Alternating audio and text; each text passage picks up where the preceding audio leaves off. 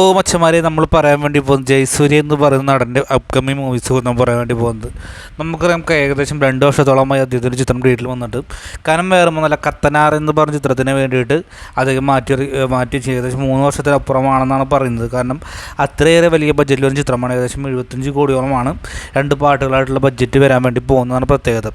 ഇപ്പോഴും ഷൂട്ടിംഗ് നടന്നുകൊണ്ടിരിക്കുന്ന കംപ്ലീറ്റ് ആയിട്ടില്ല.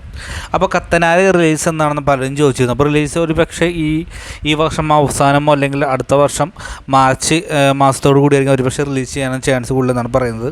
ഈ വർഷം നടന്ന് 2025 റിലീസ് ചെയ്യുന്നുണ്ടാവും. കാരണം ഇത് ഫസ്റ്റ് പാർട്ട്, സെക്കൻഡ് പാർട്ട് 2 പാട്ടുകളായിട്ട് കത്തനാർ എന്ന് പറഞ്ഞ ചിത്രം വരാൻ വേണ്ടി പോകുന്നത്. അതുകൊണ്ട് തന്നെയാണ് ഇത്രയേറെ ക്ഷമയോട് കൂടി ഒരുമിച്ച് ചിത്രീകരണം നടക്കാൻ വേണ്ടി പോകുന്നത്. 3Dയിലാണ്. അതുമാത്രമല്ല കത്തനാർ ഉള്ളതുകൊണ്ട് ഏകദേശം 20ഓളം ചിത്രങ്ങൾ ജയസൂര്യ എന്ന് പറഞ്ഞ നടൻ ഒഴിവാക്കി അതിനുശേഷമായിരിക്കും മാട് 3യുടെ ഷൂട്ടിങ്ങിലേക്ക് കടക്കാമെന്ന് അപ്ഡേറ്റ് നമുക്ക് കിട്ടിയുള്ളൂ. അപ്പോൾ എന്തായാലും കത്തനാർക്ക് വേണ്ടി ആരൊക്കെയാണ് വെയിറ്റിംഗ് കമൻറ്റ് ബോക്സിൽ എവിടുത്തെ ബൈ ബൈ.